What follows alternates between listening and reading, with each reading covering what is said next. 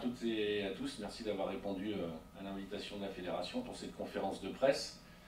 Conférence de presse, avant de commencer, je vais commencer par présenter qui est à la table. Tout d'abord, Laurent Trombini, à ma gauche, membre du bureau fédéral, sur les questions revendicatives à la Fédération et a participé également à la négociation sur la convention collective. Et donc moi-même, Stéphane Flégeau, secrétaire général adjoint de la Fédération des travailleurs de la métallurgie, en charge des questions industrielles et membre de la délégation qui négocie à l'UMM sur la convention collective.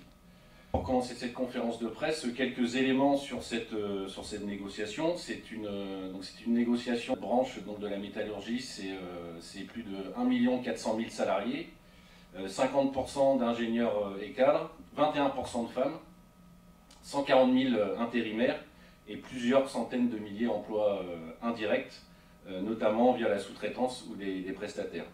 Donc l'ensemble de cette branche, ça concerne 45 000 entreprises et donc dans des secteurs d'activité qui sont variés, à savoir la construction navale, l'aéronautique, le ferroviaire, l'automobile, la transformation des métaux, sidérurgie, industrie des composants électroniques, etc. Donc beaucoup de secteurs d'activité concernés et surtout un grand nombre de salariés qui sont impactés directement par cette négociation. Et à l'heure actuelle, il y a une multitude d'accords nationaux, 26 avec 52 avenants, 2 conventions collectives nationales, donc une pour les ingénieurs et cadres au niveau national et également une convention nationale pour la sidérurgie. Parallèlement à ça, il existe 76 conventions collectives territoriales qui sont au niveau des départements, avec une architecture complexe à l'heure actuelle, mais qui a son sens et surtout avec des garanties collectives et des conquis sociaux. La Fédération va lancer une consultation nationale de l'ensemble des salariés de la métallurgie afin de savoir si les premiers concernés sont en accord avec ce qui existe dans ce projet de dispositif conventionnel. Donc ça c'est le premier point en lien avec la convention collective, j'y reviendrai un peu plus tard. Et le deuxième point qu'on souhaite aborder dans cette conférence de presse, c'est aussi la situation industrielle telle qu'on la connaît à l'heure actuelle dans le pays. Le constat qu'on fait nous à la Fédération, tout d'abord on voit bien le résultat qui est annoncé notamment par les entreprises du CAC 40 où 37 sociétés du CAC 40 ont quand même au premier semestre 2021 annoncé un bénéfice de 57 milliards d'euros, ce qui est un record inégalé et qui par rapport à 2019, qui est une année de référence, étant donné que 2020 on a connu la pandémie, donc pour donner une vraie réalité à ces chiffres, c'est une augmentation de 33% des dividendes sur le premier trimestre 2021 qui a été alloué à ces 37 entreprises du CAC 40. Et donc dans ces 37 entreprises, il y a quand même 12 entreprises directement de la branche de la métallurgie. Donc on voit bien que la logique financière qui est mise en place amène des résultats pour les actionnaires, ça c'est une certitude. Par contre, l'autre pan de cette réalité, et que nous on souhaite mettre en avant, c'est la réalité qui est vécue par les salariés dans les entreprises, que ce soit dans les grands groupes ou dans les autres entreprises, notamment dans la sous-traitance, où la réalité elle est tout autre, étant donné qu'on voit une accélération de la remise en cause de l'ensemble des accords qui existent, soit dans les groupes calés par rapport à ce dispositif conventionnel, donc ce qui fait le lien entre industrie et garantie collective, mais aussi et surtout la réalité qui est vécue par les salariés, et notamment via les suppressions d'emplois qui sont tout de même massives depuis la pandémie, qui a d'abord impacté les intérimaires, qui sont les premiers salariés qui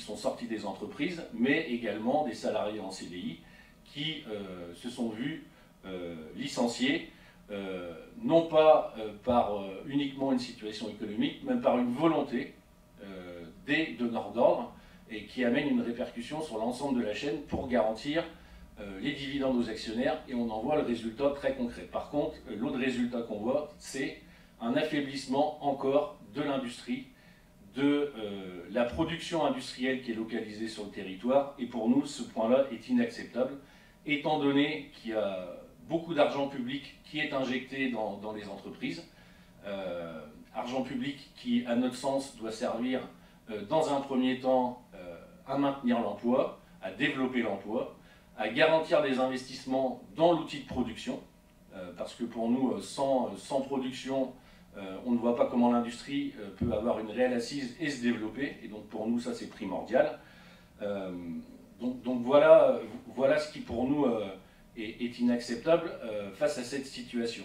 Et donc bien évidemment, il y a beaucoup d'exemples aujourd'hui qu'on pourrait citer, que ce soit chez les donneurs d'ordre ou les sous-traitants. Pour ne prendre qu'un exemple, par exemple Renault. Renault qui annonçait une situation très compliquée au vu de la pandémie, qui dégage quand même plus de 300 millions d'euros de résultats nets en ce début 2021, et parallèlement 15 000 emplois supprimés dans le monde, dont 4 600 en France. Donc, et avec une stratégie qui est menée par Renault qui amène à la destruction de la filière fonderie, alors que ces entreprises, ces fonderies qui sont en lutte depuis maintenant de nombreux mois, n'ont aucune raison de disparaître, bien au contraire, elles doivent être pérennisées pour répondre aux besoins, étant donné que même si l'automobile connaît quelques difficultés, on va dire, passagères, les besoins existent toujours, et si on laisse disparaître ces pans d'industrie, nous serons tous dépendants d'entreprises qui seront localisées ailleurs, et pour nous, ce point-là est inacceptable, et c'est surtout un non-sens environnemental. Aujourd'hui, avec la COP26 qui est en train de se tenir, quand on voit la logique qui est mise en place par ces donneurs d'ordre, c'est à contre-courant et complètement à l'opposé d'un réel, comment dirais-je, d'un réel enjeu pour les questions environnementales. Et pour nous, ça va complètement dans le mauvais sens, et cette logique-là est inacceptable. Donc c'est pour cela que déjà sur un cas comme Renault, la CGT porte un projet très concret pour développer les activités, répondre aux besoins, réaliser des véhicules qui répondent aussi aux besoins des salariés avec un prix qui soit abordable, étant donné les prix qui sont annoncés sur les véhicules électriques. On se pose la question de quel citoyen pourra acheter des véhicules électriques neufs quand on annonce des prix à près de 40 000 € pour un véhicule neuf. Donc sur cette question de l'industrie, la fédération porte plusieurs revendications très concrètes, à savoir de légiférer sur la relation donneur d'ordre sous-traitant, qui pour nous est un des points fondamentaux pour avoir une industrie française qui soit localisée en France. Ce réseau de sous-traitance ne peut pas et ne doit pas rester à l'unique merci des donneurs d'ordre qui ont droit de vie et de mort sur eux, en sachant que ça représente des milliers et des milliers de salariés. L'autre point très important, c'est la conditionnalité des aides. Il n'est plus entendable et plus acceptable que les entreprises puissent bénéficier d'aides publiques qui servent soit à garantir les dividendes pour les actionnaires, ou encore faire croire à des jours meilleurs pour les salariés. Concrètement, ce que nous on constate très factuellement dans les entreprises, c'est que ces aides publiques ne servent pas l'emploi, ne servent pas l'outil industriel, et servent uniquement les intérêts de certains au détriment des autres. Donc l'argent public, oui, à des conditions très précises en termes d'emploi, d'investissement et d'enjeux environnementaux. L'autre point important, c'est l'augmentation des salaires, bien évidemment. On voit, comme je l'ai dit avant, que l'argent est là, sauf que la répartition, elle n'est pas présente, bien au contraire, et il est plus que nécessaire d'augmenter les salaires. Le pouvoir d'achat fait beaucoup débat dans le débat public. Eh bien, nous, on dit oui, les salaires doivent augmenter et il y a possibilité de les augmenter.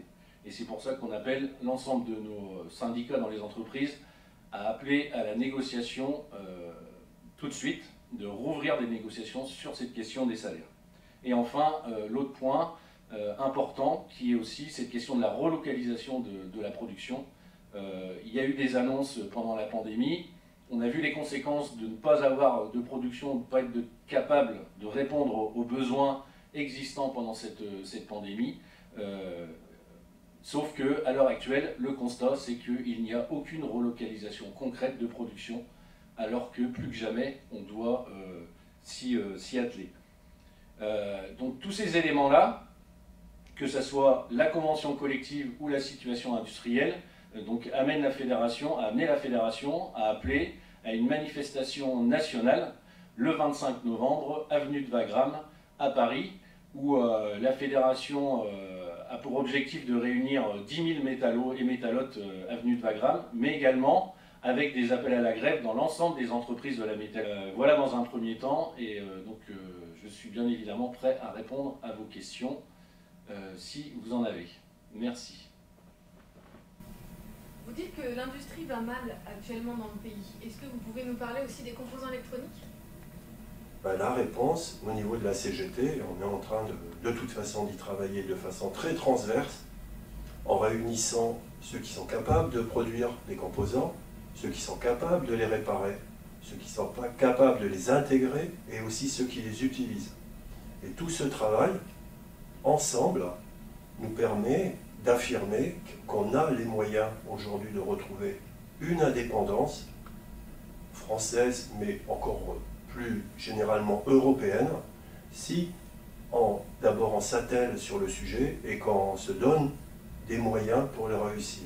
On a des sociétés en France, par exemple ST Microélectronique, qui est sur la région grenobloise, qui fait des composants. Eh ben, il faut qu'on travaille avec eux pour les développer, pour aller plus loin dans la production de composants aujourd'hui qu'on a besoin sur notre sol. La réponse, elle peut être immédiate sur les composants que l'automobile a besoin, et on peut s'atteler dans certains investissements sur le plus long terme pour aujourd'hui réduire la taille des composants et rattraper le retard qui malheureusement on a pris du fait de choix capitalistiques de ne pas suivre la recherche, les études, comme l'a fait Taïwan par exemple. Vous dites que c'est une négociation nationale et ensuite vous dites qu'il y a 76 conventions collectives territoriales. Qu'est-ce qui va se passer? Donc sur cette situation, la position de la fédération, elle est claire. C'est que nous, on veut, déjà, premièrement, on est pour une convention collective nationale. On la porte depuis 80 ans à la fédération. Donc c'est pas d'aujourd'hui. Sauf que nous, on est sur une convention collective territoriale qui amène du mieux-disant, du progrès social, une convention collective du XXIe siècle, donc qui reprend l'ensemble des garanties collectives et des conquis sociaux qu'ont les salariés, qu'ont obtenu les salariés dans ces conventions collectives territoriales ou conventions collectives nationales.